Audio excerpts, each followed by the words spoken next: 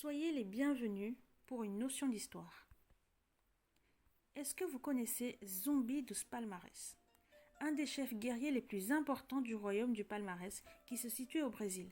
Si vous ne le connaissez pas, alors ne vous inquiétez pas, car on parlera sûrement de lui un de ces jours. Aujourd'hui, je souhaiterais vous présenter sa grand-mère, Aqualtune. Elle était une princesse du royaume du Congo. On sait peu de choses sur elle, mis à part le fait qu'elle était la fille d'un Mani-Congo. Elle a participé à la bataille d'Ambuila en 1665, où elle était à la tête d'environ 10 000 hommes. Je vais me permettre d'avancer une petite théorie. Étant donné qu'en 1665, le Mani-Congo était une Vitankanga, alors je pense qu'elle était sûrement une de ses filles ou une de ses nièces. Lors de cette bataille, le Mani-Congo est tué par un soldat portugais. Beaucoup de nobles ont donc été capturés et vendus comme esclaves. C'est sûrement ainsi qu'Aqualtune s'est retrouvée sur un bateau négrier en direction du port Elmina au Ghana, où elle a été baptisée sûrement sous la contrainte. C'est également à ce moment-là où elle était marquée au fer rouge sur la poitrine et envoyée au récif au Brésil.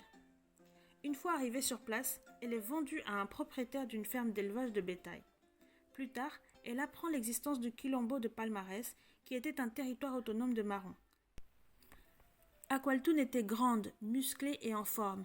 Elle a tout de suite été catégorisée en tant qu'esclave reproductrice. Alors, ce que vous voyez dans les séries telles que La Servante écarlate n'est pas si loin de la réalité. Et juste de savoir qu'il y a encore des gens en 2020 qui se permettent de dire que les esclaves n'étaient pas si maltraités que ça. Alors qu'elle était enceinte, elle a organisé une rébellion dans la ferme dans le but de rejoindre le Quilombo. Au début, ils étaient un petit groupe, mais au fur et à mesure, beaucoup d'autres esclaves ont rejoint leur cause. Au final, ils ont été au nombre de 200 à arriver au Quilombo. De son statut de princesse ayant déjà de l'expérience dans l'art de la guerre, elle devient par la suite le chef du Quilombo de Palmarès.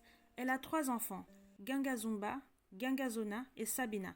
C'est cette dernière qui donnera naissance à Zumbi de Palmarès. Aqualtune a été le pilier fondamental dans ce Quilombo qui a réussi à tenir tête pendant près d'1 siècle aux expéditions militaires portugaises. Malheureusement, la date de la mort d'Aqualtune reste inconnue. On dit qu'elle est morte quand les Portugais ont incendié quelques maisons dans le Quilombo. Une de ces maisons était réservée aux personnes âgées. Et en effet, lors de ce raid militaire des Portugais, Aqualtune était déjà d'un âge avancé. Alors il n'est pas improbable qu'elle était dans cette maison. Une autre version qui dit qu'elle a bien réussi à échapper à ce raid et aurait vécu dans un macambo, ce qui veut dire refuge ou cachette dans la langue Ubundu, qui est une langue parlée au Congo. Elle serait donc morte de vieillesse.